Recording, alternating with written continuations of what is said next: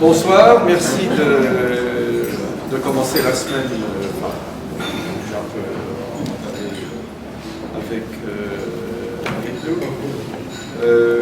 Est-ce qu'il y a des annonces, Maître Logis, est-ce qu'il y a des annonces de service 3 mars. 3 mars. Notre invité n'est pas annoncé, mais le 7 avril, nous avons Jean-Claude Junca, qui est le VP R&D de Panasonic aux Oui, États-Unis. oui.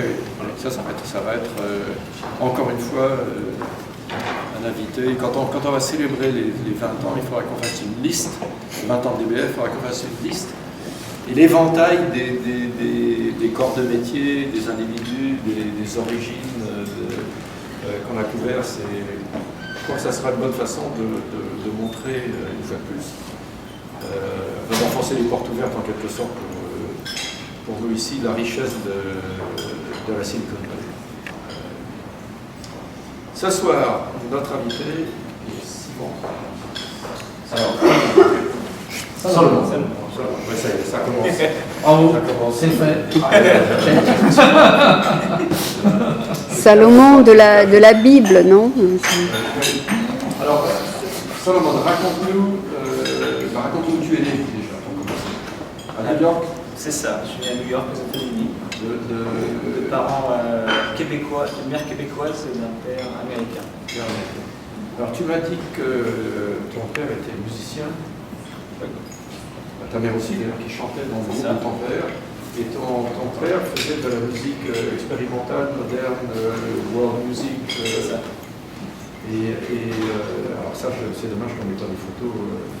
Mais non, je parle pas de celle-là. C'est plus cher. Non, des photos de la collection. Tu m'as dit que tu avais une collection d'instruments, de percussion. C'est la collection de mon père. Mon père c'est un expert en musique du monde entier. Il a une collection, il a un mur entier d'instruments de musique. Je jouais dans les instruments de musique. J'essayais de pas les casser.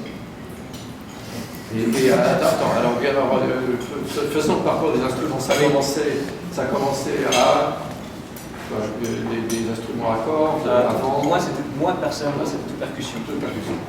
Toujours mon truc. Oui, ça continue d'être ce qui t'intéresse. Différents types de percussion. Ouais.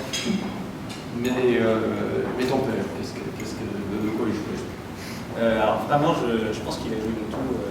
Lui, son truc, c'est le chant. Ouais. C'est un pionnier de ce qu'on appelle le chant harmonique, c'est-à-dire le son d'une seule voix. Tu fais entendre plusieurs sons complètement distincts. Mais alors, toujours des instruments à cordes, le piano, le percussion. C'était un dilettante. Mais je vois à ton sourire, ce sont de bons souvenirs. Ah oui. Ouais, j'en sais bien. Donc à l'âge de 4 ans, vous êtes allé en France, Oui. en famille. En famille. Tu as des frères et sœurs? J'ai 2 sœurs. 2 sœurs qui font Textile. On peut faire la connexion à la machine à tisser. Et une plus petite qui est encore à l'école. Alors toi, tu m'as dit que tu es finalement tombé dans l'informatique quand tu étais petit. Tu as commencé à programmer à l'âge de... Oui, non, 8 ans, 10 ans. Ouais, un peu avant l'adolescence. Avec les lettres, sur le Mac. Ça y est, tu piqué au Mac. On s'en remet pas. Et donc, après, tu as fait une école technique à Paris. Oui, c'est ça. Donc j'ai fait L'école la scolarité à Paris, lycée, etc. Et puis j'ai fait une école qui s'appelle Epitech à Paris. Donc tu es sorti avec un diplôme Voilà, d'ingénieur, un bac plus 5, non reconnu par l'État. Maintenant c'est reconnu. Oui, je sais. Voilà, quand j'étais taupin, on regardait ça en disant les petites écoles. Ouais. Je me souviens bien. Ça a bien changé, heureusement. Et donc, ton premier job, tu m'as dit que tu as tout de suite commencé dans la sécurité. Oui, c'est ça. Une de mes passions, c'était la sécurité, donc tout ce qui était le piratage, tout ça, ça me fascinait, je trouvais ça super. J'appuie sur un bouton et ça fait un bruit sur l'ordinateur, quelqu'un qui s'y attend pas, c'était rigolo. Donc du coup, c'était ma première carrière. Je travaillais pour une boîte de consulting qui faisait des tests d'intrusion, des audits de sécurité, des choses comme ça. Et pourquoi est-ce qu'ils t'ont embauché? En fait, j'ai été embauché par cooptation. Je pense que j'ai jamais été embauché par interview dans une entreprise que je connaissais personne.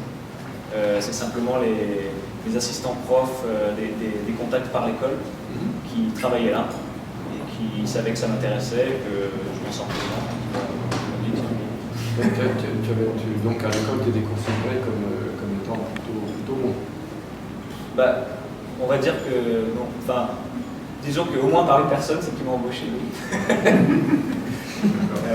Non, mais disons que c'est une école un peu particulière parce que c'est basé sur la réalisation technique. Il y a très peu de théorie. Ça se résume par acquérir la théorie par la pratique, plutôt que l'inverse.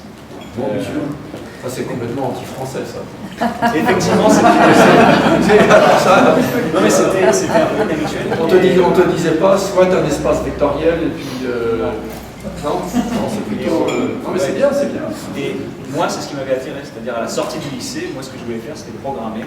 Passer 2 ans à faire la prépa Natural Space, ça m'emmerdait. Ouais. Aller à la fac ou faire du open scheme au tableau blanc pendant 2 ans, ça m'emmerdait aussi. Et du coup, ma mère m'a dit, bon, si tu veux vraiment aller à cette école Epitech, je ne suis pas rassuré, mais vas-y, je te fais confiance, mais quand même, inscris-toi à la fac. Je ne me suis pas inscrit à la fac parce que j'y croyais et j'ai été pris. Mais donc, oui, le résultat de tout ça, c'est que c'est très facile de voir par la pratique avec qui tu veux travailler. Tu ne peux pas vraiment tricher de ce côté-là. Ouais. Alors tu m'as dit aussi dans les quelques minutes qu'on a passées tout à l'heure que en sortant de l'école, tu n'avais pas envie de devenir, mes mots à moi, pas par les tiens, de ce que j'appelais un fonctionnaire de l'informatique. Ouais. Que tu ne voulais pas être avec le diplôme, je sais pas comment ça s'appelle. Les certifications, Oracle. Oui, en fait, ce qui m'angoissait beaucoup, c'est que moi, ce qui m'angoissait, c'est que les projets qui étaient un peu comme perçus comme les projets les plus sûrs en termes de carrière,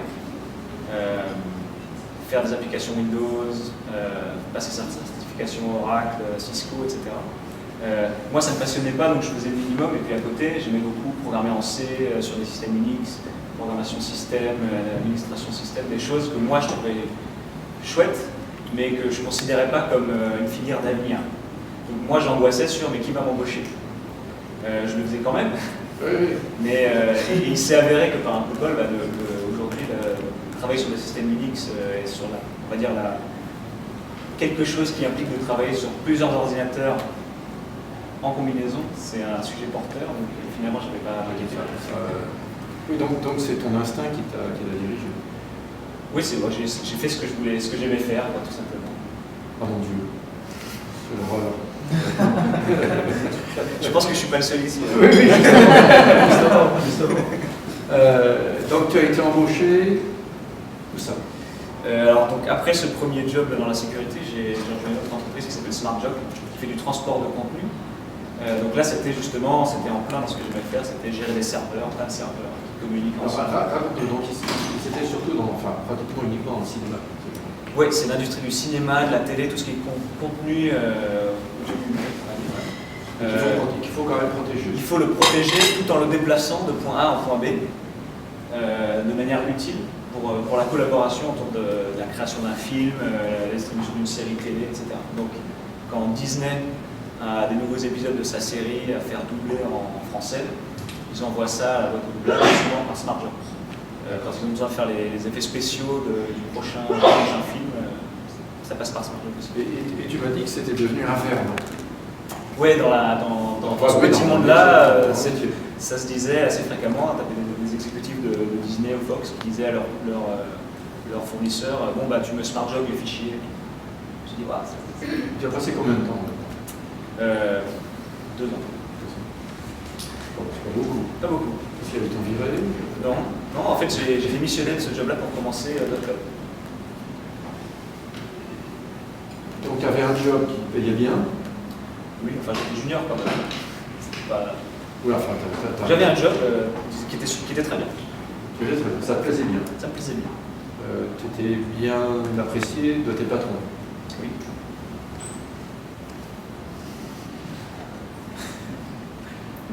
Pourquoi? Qu'est-ce qui t'a pris? Je sais pas.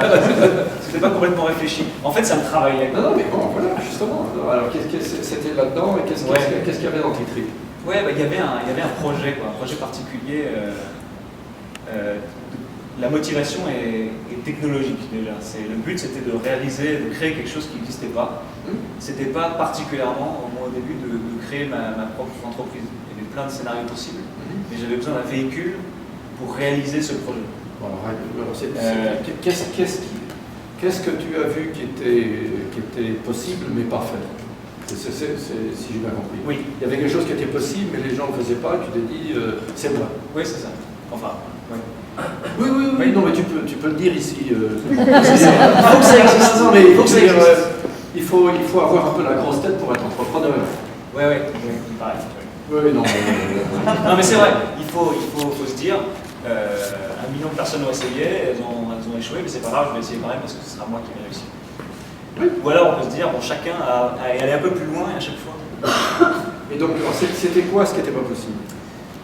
Ce qui manquait vraiment pour moi, c'était d'un côté on avait toutes sortes d'outils logiciels pour gérer des ordinateurs un à un.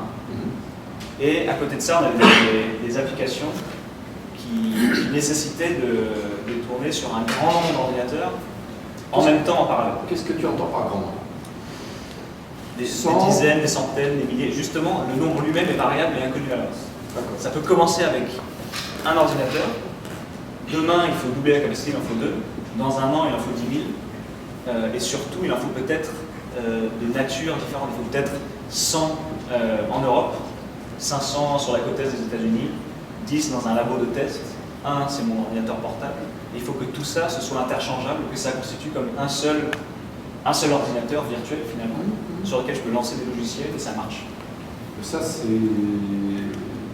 affreusement compliqué. Oui. Non, mais c'est vrai, parce qu'il y a des problèmes non, mais c'est compliqué. Il y a des problèmes de combinatoire. C'est compliqué et surtout, ça fait très longtemps que beaucoup de gens travaillent dessus.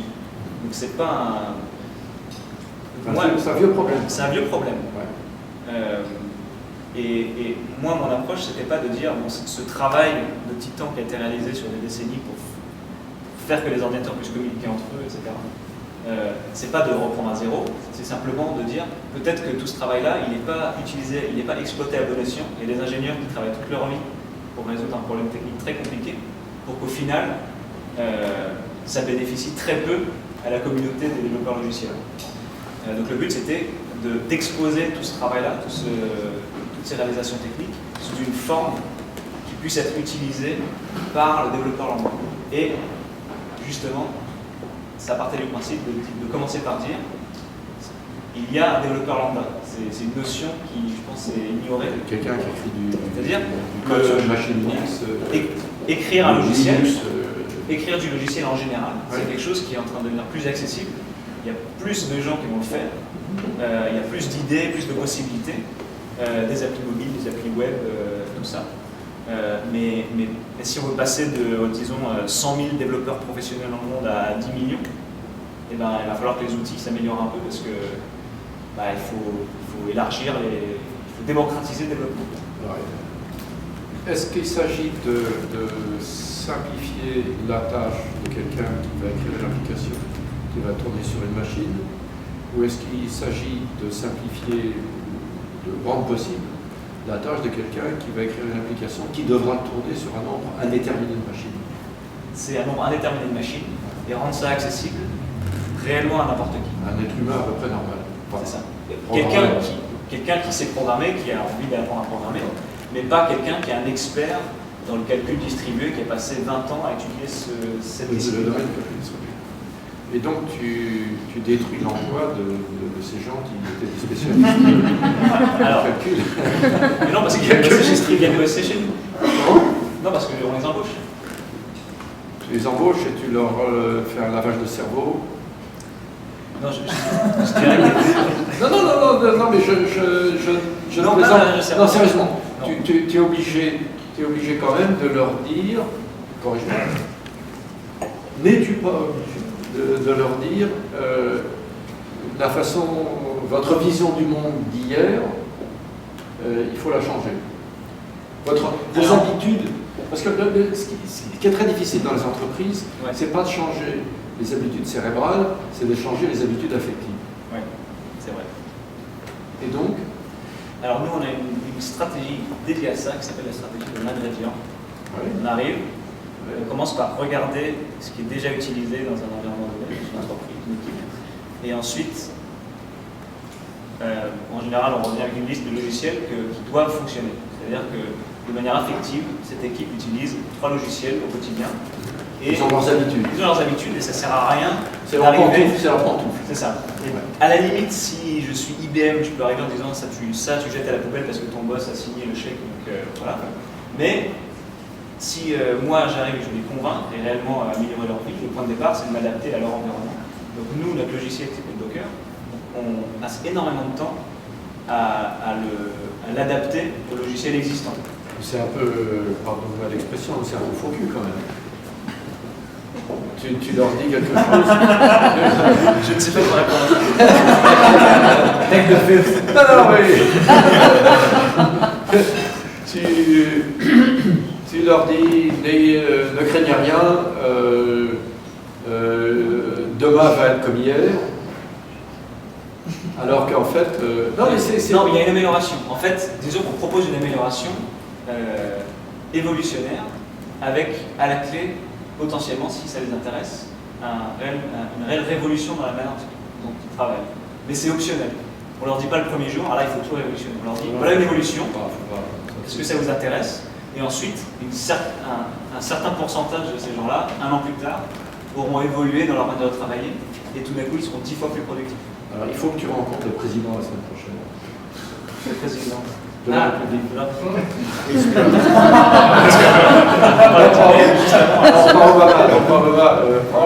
C'est complet, la salle est complète. Et pour lui expliquer comment toi tu réussis à faire le changement dans la continuité. Ah oui. Mais c'est vrai qu'il y a beaucoup de politique, même dans les entreprises. Ah oui. Ah oui. Oui, je crois que j'ai ma liste de platitudes à dire, là, je commence. Bon, non, sérieusement. Qu'est-ce que tu, dans cette méthode-là, qu'est-ce que tu as connu comme échec? Voilà. C'est combien de temps la discussion? Non, mais c'est ça qui est le plus enrichissant. Oui, alors, je suis complètement d'accord. Il y en a eu beaucoup. Par exemple, déjà la démarche de départ, quelque part, était pratiquement vouée à l'échec à 98%, était de commencer par un besoin technologique, et ensuite seulement de se dire peut-être qu'il y a des applications pour aider les autres. C'était encore la transition de technologie à produit, c'était clairement quelque chose qui est venu après, parce que c'était juste. Je savais pourtant intellectuellement, j'avais lu les articles. Alors l'entrepreneuriat, c'est d'abord trouver un besoin, ensuite réfléchir à rebours, à la bonne solution, en essayer une, etc. Mais juste moi, je voulais régler ce problème technologique, et voilà, je l'ai fait. Et je pense que ça s'est joué à un cheveu, notre survie s'est joué à un cheveu. C'est-à-dire qu'on a vraiment... il a fallu faire des prestats de services à droite à gauche pour faire entrer les sous. Donc les 2 premières années d'existence de Docker, c'est à Paris, SARL autofinancé, apport capital initial de 1 euro, ou 10, je ne sais plus. Et ensuite, prestation de service la journée, recherche et développement la nuit. Mais pourquoi est-ce que tu as quitté le pays natal? Pas le pays natal en fait. Pourquoi est-ce que tu as quitté le pays? Le pays. Le point de départ, c'était quand même un échec. L'échec dans ma tentative de prendre une technologie en cours de développement et transformer ça en un produit avec une entreprise suffisamment financée pour se concentrer sur ce produit-là. Au bout d'1 an et demi, 2 ans, la réalisation, c'était bon, le conseil, c'est bien, ça paye les factures, mais par contre, ça prend beaucoup de temps. Et plus ça va, plus ça prend de temps parce que le client veut encore du temps, etc. Donc, à un moment, c'est pas possible de faire 2 choses bien.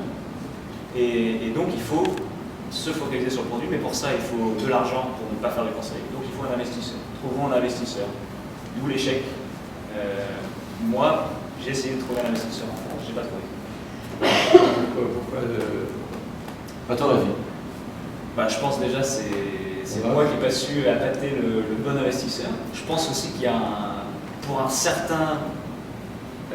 certaine niche, on va dire, pour un certain domaine, c'est quand même un projet très technologique. À l'époque, j'avais une belle présentation sur le cloud, qu'est-ce que ça a changé sur 5 ans, 10 ans pour l'industrie. Et ensuite, j'avais du code à montrer. Et entre les deux, il manquait quelques années de planification. Et nous-mêmes, on ne voulait pas de l'argent pour prendre un produit déjà prêt et le vendre, on voulait de l'argent pour continuer à chercher le bon produit. Et ça c'est difficile pour... C'était difficile. Et alors moi, j'ai fait... Pourtant, on n'a pas les données. Hein, j'ai fait toutes sortes de plans de coaching. Je suis passé par des incubateurs qui étaient très bien. Et systématiquement, d'ailleurs, c'était très bien, ils aidaient tout le monde. Et tout le monde réussissait de manière super à la fin du programme. Sauf toi. Parce que moi, j'arrivais, il y avait une assemblée de business angels, etc. Et puis, avant moi, il y avait une présentation, je me rappelle, je me suis super bien réussi, il y avait une présentation d'une dame qui levait des ronds pour étendre sa ligne de boutique de mode pour les femmes enceintes dans Paris Intramuros. Après moi, il y avait quelqu'un qui levait des fonds pour la première fois pour lancer une chaîne de Picard halal, c'est-à-dire des boutiques à la Picard, classe, pour les jeunes musulmans qui veulent respecter les règles mais qui ne veulent pas aller à l'épicerie du coin de leurs parents. Voilà. Moi d'ailleurs j'étais là, c'est super. mais moi malheureusement j'ai pas réussi à lever. Donc on a continué le conseil et par chance on a été accepté dans un programme qui s'appelle Y Combinator aux États-Unis. Et donc le premier qui a écrit un chèque a gagné en gros. Oui. Et donc on a déménagé. Et qu'est-ce que Y Combinator, qui a la réputation justifiée, c'est très fort, mais qu'est-ce qu'ils ont fait en soi? Alors eux-mêmes, ils n'étaient pas sûrs, ils ont dit bon, on n'est pas sûr exactement de ce que vous allez faire, mais bon, vous avez l'air bon et motivé. Je pense que leur formule, c'est d'investir très tôt et de chercher des traits, des caractéristiques dans les individus qui forment l'équipe, qui leur semblent être indicateurs de succès futur dans un domaine très précis qui est le logiciel, principalement des applications web et des services internet. Ils ont commencé ça avec, on va dire, les données de leur propre expérience et du fait qu'ils font partie de ce groupe-là, ce sont même des programmeurs qui ont monté une entreprise, et ensuite d'amplifier la justesse de leur diagnostic au fur et à mesure de leurs observations sur quelles entreprises ils ont accepté, lesquelles ont réussi, pas réussi.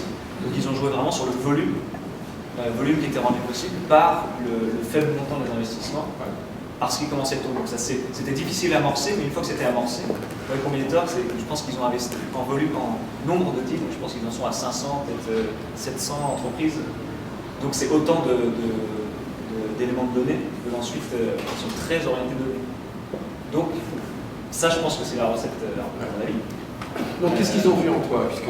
Alors, en appliquant ça à moi, je pense qu'ils ont vu qu'on était relativement experts dans notre domaine. Ils ont vu qu'on avait créé, contribué à toutes sortes de projets open source, qu'on était très actifs. Ils ont vu que ça faisait longtemps qu'on essayait malgré le fait que ça ne marchait pas. Je pense que ça a joué. Ils ont aussi vu, dans notre cas, que des entreprises qu'eux connaissaient étaient très intéressés par soit des partenariats, soit pratiquement des petites acquisitions. C'est-à-dire qu'on est arrivé avec une technologie qui a tout de suite attiré le regard de certaines entreprises. Donc tu as été financé par... Donc tu es venu ici parce que tu as trouvé de l'argent ici. Voilà. Bon, c'est pas compliqué, c'est pas non plus une surprise. Ça a été un premier tour. Tu as fait combien ça? Alors ça, on ne peut même pas appeler ça un tour, c'est vraiment du friends and family. Ouais, c'était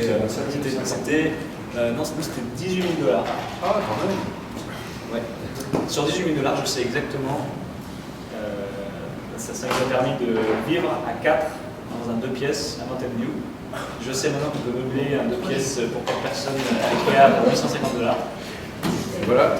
Y compris literie, table, chaise, et que ça tient dans une voiture compacte des deux personnes. Ouais.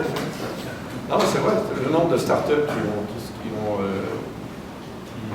qui continuent d'ailleurs de se meubler chez Ikea. Dans mon métier, on les voit, on arrive dans un bureau. Table Ikea. Non, puis si on voit du beau mobilier, on n'investit pas. Bah oui, Prenez note. bah oui, parce que ça veut dire que l'entrepreneur ne sait pas comment dépenser l'argent. Et donc il va être dangereux quand il va être dangereux pour les autres. Non mais sérieusement. C'est ça, ici, avoir un bureau tout pourri avec des meubles d'occasion à 1000 pitas, c'est un type de gloire.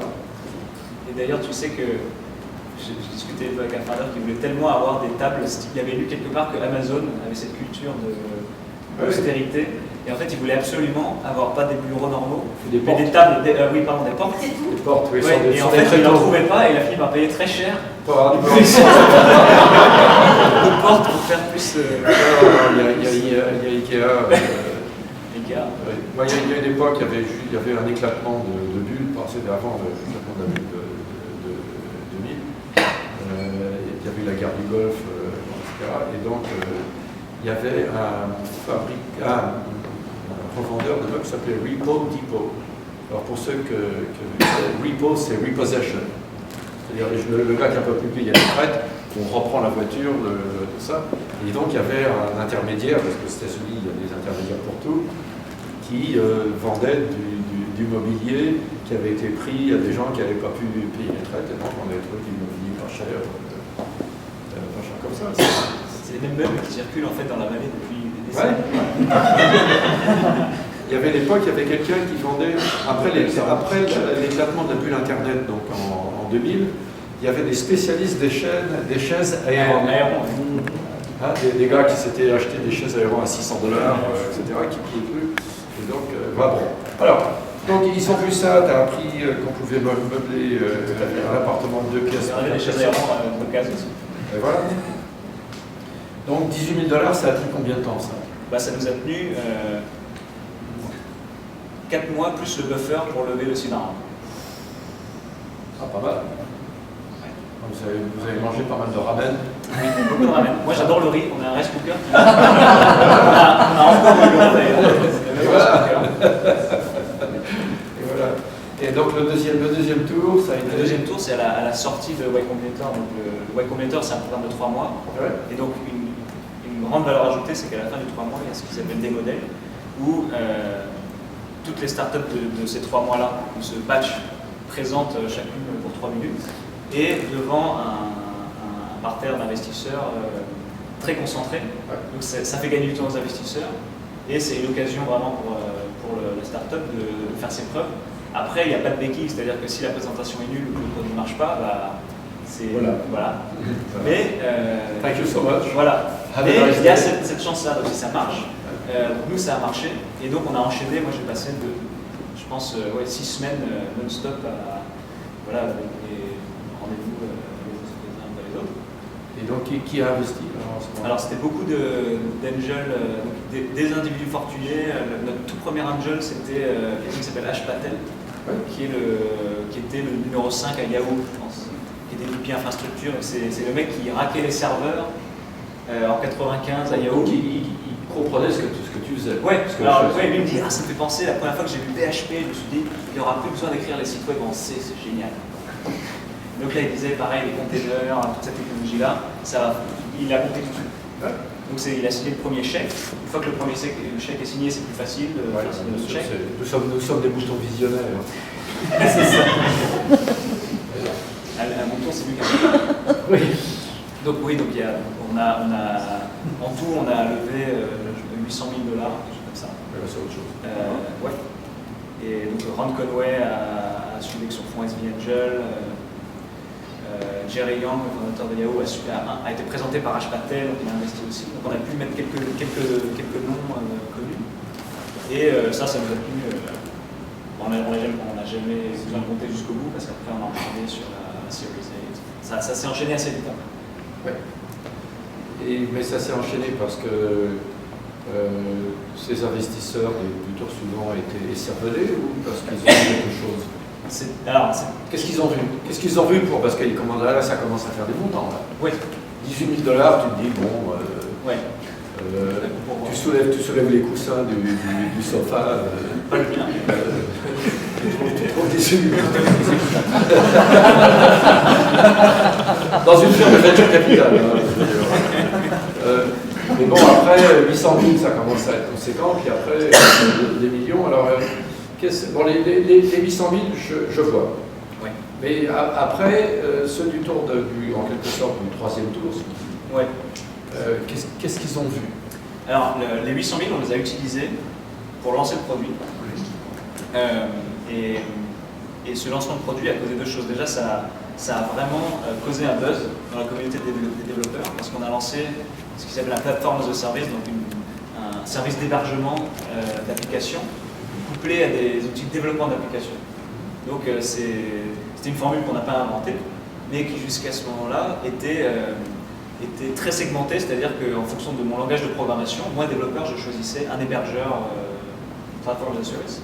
Et nous, on est arrivé en disant, c'est pas une bonne idée parce que au début, certes, un développeur a un langage préféré, mais très vite, quand son application prend et qu'il doit continuer à travailler dessus, il faut personnaliser, il faut adapter, et aucune entreprise n'a envie d'être coincée chez un hébergeur qui lui dit ah non, on ne supporte qu'un seul langage de programmation. Nous, on a sorti, en utilisant cette technologie qu'on bidouillait toujours depuis 3 années maintenant, à ce moment-là, on a dit qu'on a sorti .cloud, le premier plateforme de service multilangage. Et donc la sauce a bien pris, TechCrunch en a parlé, buzz. Et là, il s'est passé deux choses. On a parlé à des investisseurs, quelques investisseurs qui étaient spécialisés dans ce domaine-là et qui ont vraiment vu le potentiel au-delà de ce premier lancement. Et en même temps, notre concurrent principal à l'époque a vendu à Salesforce pour $200 millions. Donc dans une Heroku qui n'était pas une entreprise énorme non plus. Donc c'était vraiment, le marché lui-même n'était pas encore énorme. Mais cette combinaison de choses, ça voulait dire qu'on avait quelques investisseurs de renom qui voulaient travailler avec nous pour le potentiel et beaucoup d'investisseurs qui ont fait les maths de Heroku, un langage, $200 millions. Donc eux, ils font 10 langages, donc ça fait x10. Et donc ça nous a donné... C'est fort. Moi, je ne l'ai pas dit. Je résume. Non, mais il y a tout un écosystème. Quoi. Ça crée un environnement concurrentiel. Et donc, ce qui s'est passé, c'est que nous, on n'était pas du tout préparés à lever plus. On était encore en train de gérer le lancement. Et moi, j'ai commencé pour la première fois à recevoir des emails d'investisseurs que je ne connaissais pas. Ça ne m'était jamais arrivé. Et j'en ai reçu 10 dans la semaine. Et donc, je me suis dit, bon, peut-être que, voyons. Et en fait, on s'est rendu compte qu'on pouvait lever assez rapidement des sommes qui nous permettraient d'être tranquilles pour 1 ou 2 ans à une dilution très raisonnable pour la faire. Et qu'est-ce qui fait que... Pourquoi est-ce que tu as changé le nom d'entreprise? Sous pression que .cloud, c'est quand même pas mal comme nom. .cloud, c'est un super nom. Alors, c'était pas du tout prévu. C'est une sorte d'accident, c'est un pivot accidentel. C'est-à-dire que .cloud, donc ce plateforme de service qu'on a lancé en 2010, Series A, 10 millions pour le financer en 2011, on a continué à l'améliorer, à le vendre, etc. sur 2012. Et on s'est rendu compte à la fin qu'on a commencé à maîtriser les paramètres du problème. On avait un business qui grandissait comme ça, on avait une idée de la taille maximum du marché, et on s'est rendu compte qu'en fait, il n'y avait pas vraiment le plafond était assez bas. C'était assez compliqué de monter vraiment une entreprise d'envergure sur ce créneau-là. Alors c'est quoi une entreprise d'envergure? Parce que c'est un langage un peu convenu. Pardon. Oui. Non, mais ça va. Dans le métier... Alors c'est ça. Ça fait combien ça? On n'était pas loin des 1 million de revenus annuels. Et on se disait, bon, en faisant des gros efforts, on peut arriver à 10 millions en 2 ans, 2-3 ans. Mais le problème, c'est que les efforts, la part de risque pour y arriver, était dans un domaine qui n'était pas notre expertise. C'est-à-dire que ça ne donnait plus un problème de qui a la meilleure technologie. C'était un problème de qui a le meilleur marketing. Et c'était du marketing auprès des développeurs, c'est-à-dire un marketing presque B2C, c'est-à-dire les développeurs, le marketing aux développeurs, c'est presque les outils développeurs, ça se market de la même manière qu'on market des jeans pour adolescents. C'est basé sur la mode, trouver les leaders d'opinion, trouver le Justin Bieber, le développeur public, qui va dire moi je code avec les trucs, machin. C'est très coûteux. Oui, non, et c'est pas très rentable. Le marketing, c'est l'assassin des startups. Ouais. La question du marketing, eh bien, c'est l'assassin, c'est ce qui coûte très cher aux startups. J'ai tué Docker d'ailleurs. Comment? J'ai tué Docker, je crois. Oui, on s'est rendu compte que c'était possible, il y avait un plan pour le faire, mais ce n'était pas un plan qui jouait sur nos atouts naturels. Et à côté de ça, il s'avérait qu'on avait un projet, presque une sorte de projet, un side project, qui consistait à prendre vraiment le cœur de notre technologie, en fait finalement de prendre la partie par laquelle on avait commencé au tout début, et d'en faire un projet séparé, open source, de donner à tout le monde, et de lancer une entreprise open source. Oui, pardon. Oui, l'open source, parce que l'open source, c'est de la trappe-mouche. Oui. Hein? C'est-à-dire qu'on donne quelque chose de gratuit pour attraper quelqu'un et puis après lui faire les poches. Oui. Non mais je veux dire, les investisseurs, nous autres investisseurs trouvons ça très bien. Donc c'est pas une critique. C'est vrai que le problème de l'open source, c'est évidemment que mathématiquement, ça consiste à donner quelque chose gratuitement. Donc si on paye les salaires de plein de gens pour donner quelque chose de gratuit, oui. Comment est-ce qu'on fait pour être encore là dans quelques années? Oui. Donc c'est pour ça qu'au début, c'était seulement un side project. Parce que ça ne nous paraissait pas très... on ne voyait pas trop le... Moi, je sentais à nouveau cette excitation du début de... Mais c'est ça, sa technologie du début, c'est ça qu'il faut... Mais en même temps, quand mon conseil d'administration nous aide très bien, tout le monde fait confiance, mais alors explique-nous le plan pour aller de là à entreprise mieux que ce qu'on a aujourd'hui. Ça va parler. Conseil d'administration dans les startups. On a un conseil d'administration extrêmement compétent. Oui, je connais même un membre distingué de cette organisation. Mais le problème, c'était de justifier pourquoi tout miser là-dessus. Donc, pendant assez longtemps, c'est resté sur le côté, une sorte de side project, et en fait, il a explosé presque malgré nous. C'est-à-dire qu'on l'a montré comme ça, tiens, qu'est-ce que vous en pensez?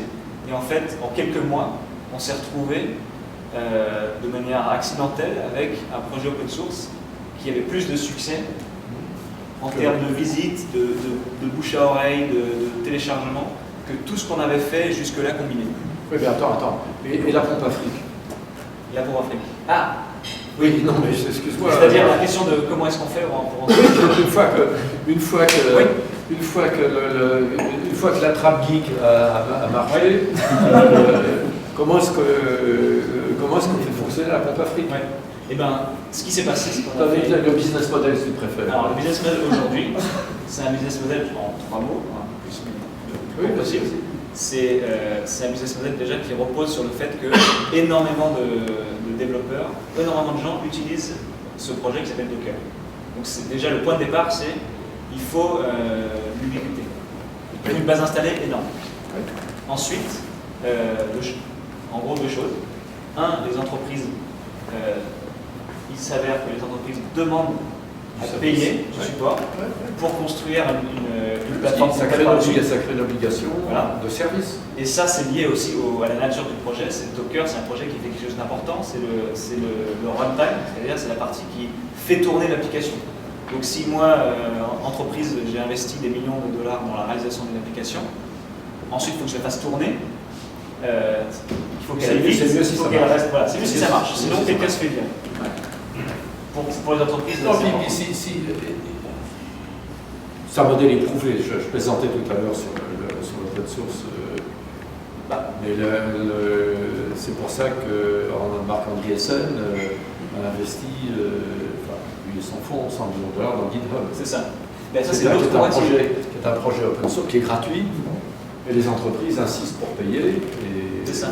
Voilà. Là, en fait, il y a le modèle GitHub, c'est le revers de la médaille, on va dire. On va dire qu'il y a le modèle MySQL d'un côté et le modèle GitHub de l'autre.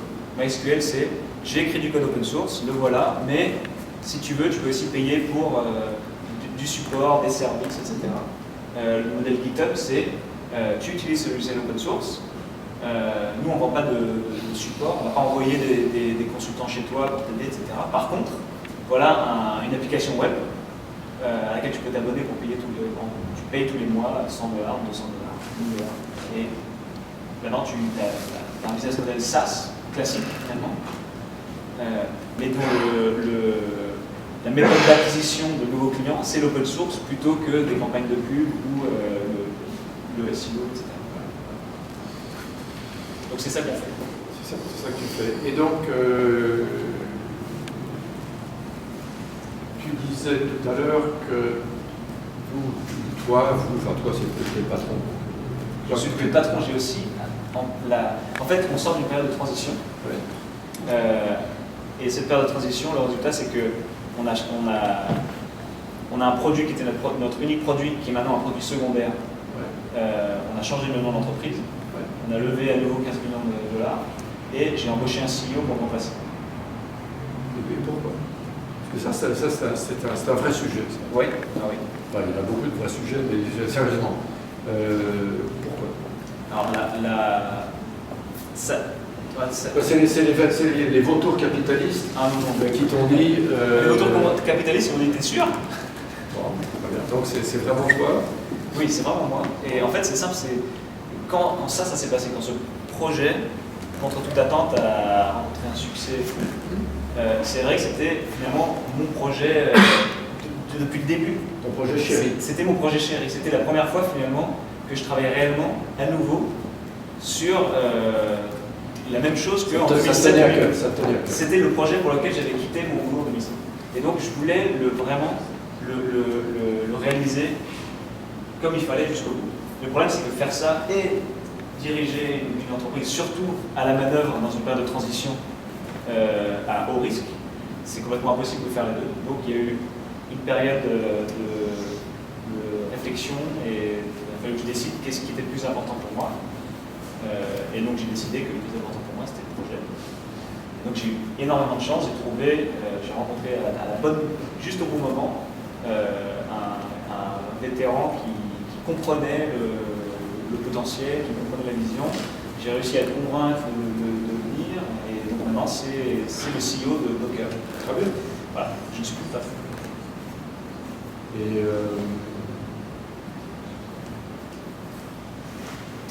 ça te convient? Je ne vais pas dire que je ne me suis pas inquiété parce que c'est quand même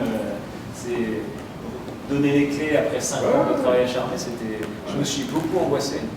À un moment, simplement, on arrive au moment où c'est impossible d'analyser plus. Le seul moyen de savoir si ça va vraiment marcher, c'est de sauter le pas et de voir. Bien sûr. Donc, je l'ai fait. Oh putain, Quand je dis je l'ai fait, toute l'équipe l'a fait parce qu'on était quand même un groupe de personnes qui travaillent ensemble depuis longtemps. Il a fallu quand même convaincre l'équipe que ça allait bien se passer. Et que oui, vous ne le connaissez pas encore, mais il est super. Ouais. C'est toi qui l'as embauché? Oui. Bravo. Et donc, tout à l'heure, tu disais que dans l'itération précédente, tu avais regardé, tu as fait un bon calcul qui est de te dire, écoute, on va arriver à $10 millions, mais so what? En fait, c'est à peu près ce que tu t'es dit. Ça fera pas bouger l'aiguille, en quelque sorte.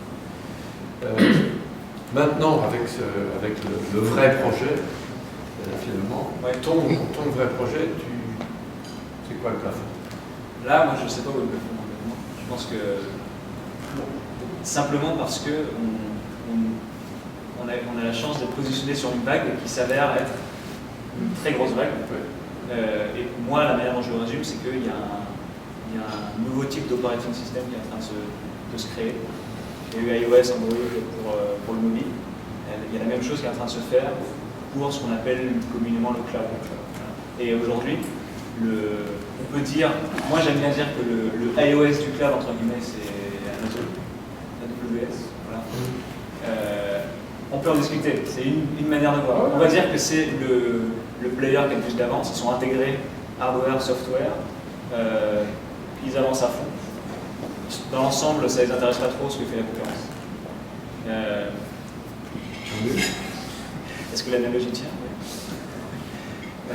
mais il n'y a pas d'Android. Donc tu veux être l'Android du cloud. Je pense qu'il y aura un Android du cloud, on veut en être le cœur. Ça ne va pas se faire à une seule entreprise, je pense. Donc le plafond est assez haut. Oui, non, mais dans ces conditions-là, même avec les limites de l'utilisation de la métaphore, enfin de l'exemple, de l'analogie, pour parler plus précisément. Mais écoute, je crois que c'est un bon moment pour passer aux questions de l'auditoire, parce que c'est une trajectoire vraiment intéressante, y compris changer de pays, changer d'idée, changer de PDG, ça fait quand même une somme de changements qui est impressionnante. Oui. Bonjour. J'ai juste une petite question. On dit souvent que les entrepreneurs, à la base, l'entrepreneur a une idée, ensuite il peut résoudre un problème. L'idée est simple, le problème est simple, et ensuite il essaie d'en faire une entreprise, et c'est là que le problème commence. Tu as mis 6 ans pour revenir au projet de départ. Il y a beaucoup d'entrepreneurs qui ont fait ça. Qu'est-ce qui a... Alors, il y a sûrement eu de l'expérience, plein de choses, mais pourquoi en 2007, tu n'as pas pu continuer le projet de départ? Qu'est-ce qui fait que tu as mis 6 ans pour te rendre compte, pour refaire la même chose qu'au début et que ça marche en fait, l'idée de départ, tu avais raison? Alors, moi j'ai la réponse pour moi. Le problème c'est que j'ai un dataset de main. Mais moi, en fait, ce qui m'a surpris, c'est que je garde toutes mes notes. Je relis mes notes, je vais retourner voir mes notes, mes premiers slides. J'ai regardé le PowerPoint que j'ai fait au Business Angel à Paris en 2008-2009. Et en fait, il n'est pas si différent que ça que le PowerPoint qu'on a fait pour la série B. Quoi. Il y a des changements d'implémentation, on va dire, mais dans l'idée, c'est la même chose. Donc en fait, moi, personnellement, je pense que je ne suis pas le seul. Je pense que très vite, quand on est entrepreneur, on a la vision du truc, le potentiel, on a la vision stratégique.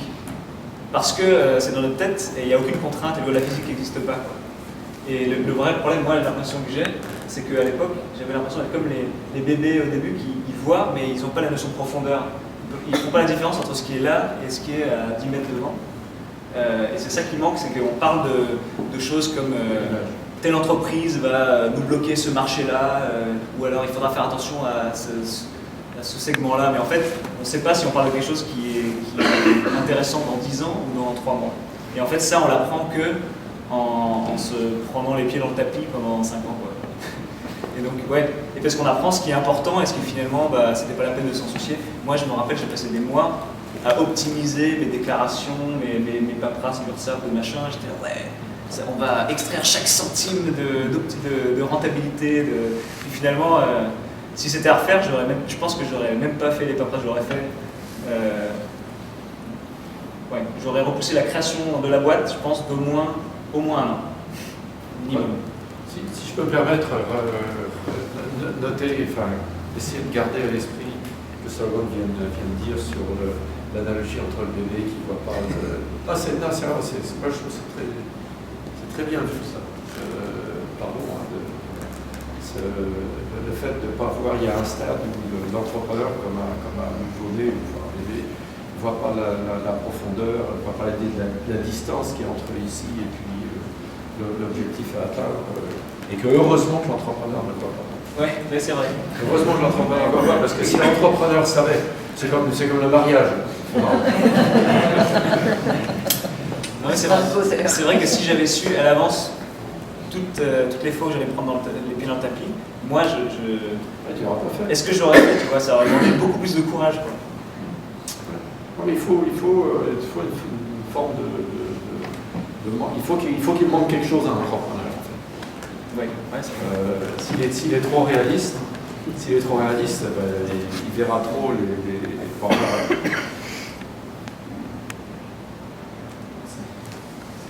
Est-ce que tu peux nous donner quelques détails sur au départ, comment tu as trouvé des gens pour travailler sur ton projet, comment tu les as convaincus? Ouais. Et s'ils sont toujours là avec toi aujourd'hui? Alors, c'est une histoire compliquée. Je pense que toutes les startups ont des histoires compliquées. Mais en fait, j'ai eu, au tout début, j'ai eu un co-founder avec qui vraiment a commencé dès le début. C'est-à-dire que j'ai quitté mon boulot donc à Los Angeles, je suis revenu à Paris en 2008 et je me suis mis à le harceler en disant « Tu vas voir, ça va être super !» Et du coup, un mois plus tard, je pense qu'il a quitté son boulot aussi, et puis on était ensemble. Donc voilà, il s'appelle Kamel Founadi, il était dans la même promo Epitech que moi. Et en fait, disons qu'on a travaillé ensemble sur la période service, donc la période en France. Et ce qui s'est passé tout simplement, c'est que quand on a fait cette transition, bon, le conseil c'est plus possible, il faut faire que du produit, ouais, combien de temps on part, etc. Lui est resté sur la partie consulting, il a continué de lui-même en France. En fait. Parce que notre client principal, bref, tous les détails, voilà, notre client principal c'était un client que lui avait ramené. Et voilà, lui, il s'est posé des questions aussi, qu'est-ce qui est le plus important, et donc il a décidé, je ne veux pas laisser tomber ce client, je veux faire ce produit. Je lui ai dit, c'est une connerie parce que ce projet ne s'arrêtera jamais. Il a fini par, bref, il a avancé. Donc voilà. Et il n'est pas revenu dans ton équipe? Il n'est pas revenu, non, mais il est à Akamai maintenant, je pense. Ah oui. Petite société. Petite société, c'est ça. Très important. Et je pense qu'en fait, je pense qu'à ce jour, c'est le meilleur ingénieur que j'ai jamais rencontré. Je pense juste que il l'a filé. C'est le meilleur parce que. Non, mais je veux dire meilleur. Tout le monde n'est pas d'accord. Ouais, meilleur, parce qu'il connaît vite, parce qu'il avait. Non, juste simplement, il avait une combinaison d'agilité mentale et d'ouverture d'esprit, de connaissances techniques très larges. Il n'était pas expert, il était niveau expert. De la vidéo à la sécurité, c'est pour ça qu'on s'entendait si bien, c'est pour ça que je voulais monter cette entreprise avec lui. Le problème, je pense, c'est qu'il a fait pour me faire plaisir. Je pense pas que c'était vraiment son truc de monter une entreprise. Oui, il avait peut-être probablement plus envie de continuer de faire du conseil. Ouais. Mais je pense qu'il voulait. C'est un talent, c'est un talent, heureusement.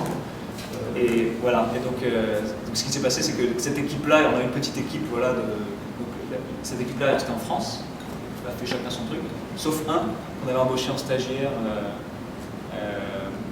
qui était comme la première embauche, vraiment, on pouvait se permettre d'embaucher quelqu'un, de payer tous les mois, c'était super, et bien avant que nous on puisse se payer.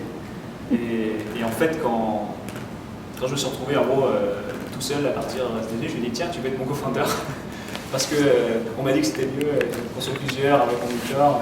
Et du coup, quand on a recommencé à zéro aux États-Unis, on était deux. Et donc, lui, il s'appelle Sébastien Pal. Et on a fait Y Combinator ensemble.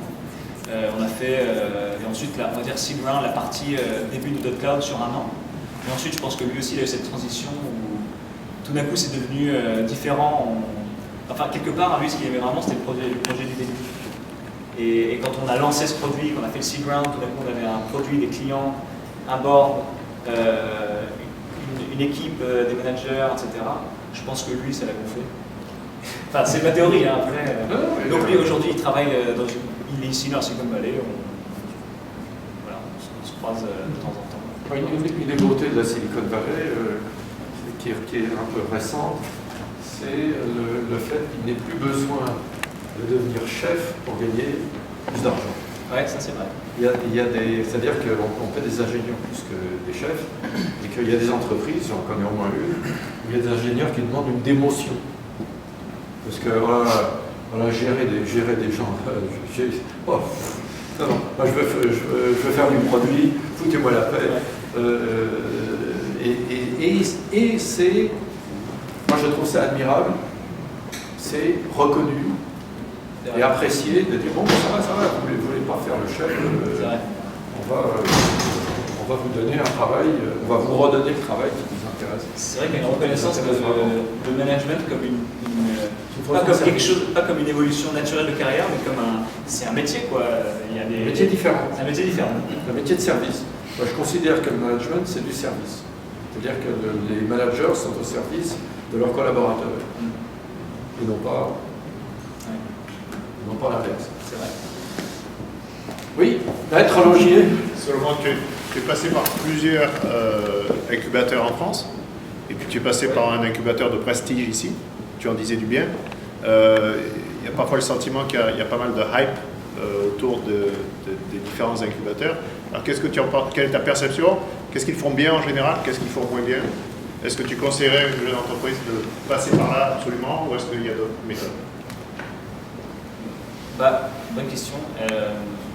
Donc je ne les connais pas tous déjà. Je pense que Y Combinator a fait quelque chose de particulier, c'est-à-dire qu'ils se sont concentrés sur un petit nombre de choses qui sont vraiment importantes et ils n'ont pas peur de dire le reste c'est pas important. Donc je pense que c'est la combinaison de gens qui sont vraiment expérimentés dans les choses qui sont importantes. Lancer un produit, lancer une entreprise basée sur un produit, le cycle de financement, etc. ici. Je pense qu'il y a une confusion beaucoup dans le monde des incubateurs entre l'investisseur qui donne des conseils et le prestataire de services. Et je pense que quand on va se mélanger, c'est là où il y a des sortes d'amalgames bizarres. Je pense que Y Combinator, une chose où ils étaient très clairs, c'est qu'ils n'ont pas de bureau. Ils ne fournissent même pas de bureau gratuitement. Ils disent démerdez-vous, trouvez un truc. C'est mieux de ne pas être mélangé avec les autres, trouver un endroit séparé, parce que les networking c'est cool, mais à un moment vous allez vouloir faire du vrai travail. Et quand il y a toujours quelqu'un d'une autre boîte qui te dit tiens, tu veux ta visite, etc. Il y a un moment pour ça, mais il y a un moment ensuite pour dire ah, j'avais networké, maintenant je vais aller m'asseoir et puis créer un produit. Donc quand tu es dans une démarche produit, c'est important. Et donc, ça c'est un exemple. Je pense qu'après, nous on est parti de Y Combinator, on a cherché un bureau parce qu'on a commencé à recruter, il fallait un endroit. On a évité l'open space, nous, personnellement. On a cherché on a loué en fait on est dans un open space, on a loué la salle de réunion au fond, c'est le bureau. On voulait des murs quoi. Et l'étude, tiens, c'est où maintenant? Alors nous on a un bureau dans le Financial District de San Francisco. Ça fait 3 ans qu'on est là. Et pourquoi? On a eu un super deal, c'était pas cher. Il y a de la place. Et voilà, je pense qu'il y a quelques années, le Financial District, il y avait de l'écho. Non, oui, c'est tout simplement, il fallait un endroit à nous, entre 4 murs, on avait de la lumière. Mais donc, ouais, moi, ma réponse ce serait, je pense qu'il y a beaucoup de tri à faire. Et puis surtout, il faut distinguer prestataire de service. Si je paye pour un bureau, il faut regarder la qualité des bureaux. Si je donne de l'equity de l'entreprise, il faut vraiment que ça vaille la peine. Je ne nommerai pas certains incubateurs, mais je pourrais. Je peux vous dire, dans ma profession de venture capital, Y Combinator est respecté. Il y en a d'autres qui sont considérés comme des j'allais dire des marchands de tapis, mais faut pas dire ça. C'est pas toujours il y en a qui exploitent les entrepreneurs, y compris quand vous voyez un incubateur qui fait payer les entrepreneurs pour les présenter à des investisseurs. Ouais. Ça, il y a un problème. Ça c'est beaucoup. Ouais. Ça, c'est pas bien. Ça. Une chance qu'on a, je trouve, c'est qu'il y a ça communique très bien entre entrepreneurs. Et c'est assez facile de voir en ligne. C'est amplifié dans le monde Y Combinator parce que littéralement, Y Combinator, il y a une mailing list de tous les anciens. Et quand de temps en temps, il y a un email qui passe qui dit juste attention, telle société d'avocats, d'investisseurs, on va essayer d'arnaquer, voilà ce qui s'est passé, ne travaillez plus jamais avec eux. Ah. Donc en fait, ça arrive rarement, mais c'est vraiment pour des cas graves, il n'y a pas d'abus. Mais je pense qu'il y a une version de ça à l'échelle de Silicon Valley où les founders, les entrepreneurs ont plus de poids qu'avant, je pense. De toute façon, sont eux qui ont les idées, qui ont l'énergie psychique, le talent, l'argent, c'est moins important que ça. Il faut quand même le dire. Juste pour oui. info, je ne connais pas très bien Y Combinator, ils prennent de l'equity, c'est quoi leur business? Oui, ils prennent de l'equity, je pense entre 5 et 8%, donc ils investissent relativement peu d'argent, très tôt, relativement tôt, pour une quantité non négligeable d'equity, donc entre 5 et 8%. Mais typiquement à une étape où ils peuvent, on considère que au-delà de l'argent, la création de valeur est bien supérieure à ça. Donc là, ils sont toujours actionnaires ou ils sont sortis au moment des... Oui, alors ils sont très. Alors, leur spécialité, c'est de faire des choses extrêmement clean. Ils ont la term sheet standard qu'ils utilisent pour tout le monde. Souvent, les entreprises qui rejoignent Y Combinator ne sont pas encore fondées. Donc, ils ont un avocat, ils ont un retainer pour faire la création toute clean, toute nickel. Nous, c'est ce qu'on a fait. On est arrivé au Series A. littéralement, on a dit ah, on a les papiers Y Combinator. On a fait ah, d'accord. Ils ont regardé pour vérifier, quoi, mais c'était devenu comme une sorte de standard. Et donc ils prennent des common share, le truc le plus standard. Ils n'ont pas de prorata, donc ils remettent jamais. Et voilà, c'est comme du Friends and Family, quoi. Ils ont du common stock comme les founders. Oui, ils ont compris que la propreté, c'est une façon d'accroître l'attrait, le trust. Enfin, je ne pose pas trop de questions. Le problème de beaucoup d'entrepreneurs, c'est d'être un peu paralysé devant des gens comme nous en se disant mais qu'est-ce qu'il va me faire celui-là dans le cas de Y Combinator, c'est complètement standard. Donc l'entrepreneur peut se dire bon, bah, ça a marché pour. C'est le même tarif pour tout le monde, donc je ne vais pas trop me prendre la tête. Parce qu'il y a un phénomène qui est très intéressant, c'est que moi, nous on a fait Y Combinator en été 2010. Donc à l'époque, c'était déjà établi que c'était vraiment très très bien de rejoindre Y Combinator. Quand ils ont commencé en 2005, c'était extrêmement obscur. Mais quand même à l'époque, c'était principalement presque à 100% des entreprises au tout début. Ce qui s'est passé depuis, dans les 3-4 dernières années, c'est qu'ils ont atteint une telle réputation que maintenant il y a des entreprises qui vraiment, qui s'ils ne rejoignaient pas Y Combinator, pourraient réussir sans problème. Ils ont déjà levé des fonds, ils ont déjà un produit, ils ont déjà une équipe, etc. Mais qui décident quand même que ça vaut la peine de rejoindre Y Combinator à cause de la réputation, à cause du réseau, etc. Moi, je parlais au founder de Algolia tout à l'heure, qui a fait ça. C'est-à-dire que moi, si en 2010 on m'avait dit ouais, il y a une boîte comme Algolia qui est concurrente de toi pour rentrer à Y Combinator, j'aurais flippé parce qu'on n'avait rien, quoi. Et eux, ils ont levé, je sais pas combien. Enfin, c'est un autre niveau, mais c'est un signe de la progression de Y Combinator. Mais ce qui est intéressant, après le paraître, c'est aussi qu'ils continuent à panacher, c'est-à-dire que je pense qu'aujourd'hui, ils ont un tel funnel ils ont un tel accès à des entreprises comme ça, comme Algolia, qu'ils pourraient, s'ils voulaient, ne prendre que ça. Mais ils continuent exprès de prendre des risques, en disant bon ça, on verra. Jusqu'à maintenant, enfin, on verra si ça marche. Ils n'ont pas la science infuse non plus, mais la démarche est saine.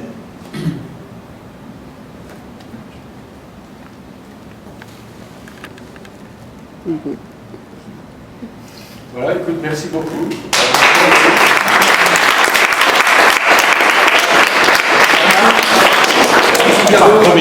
Un petit cadeau pour que tu.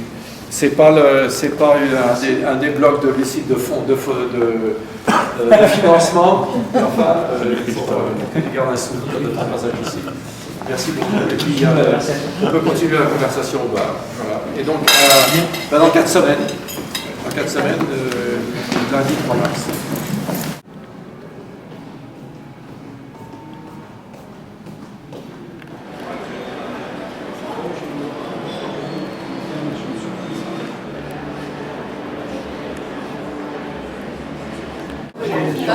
D'accord.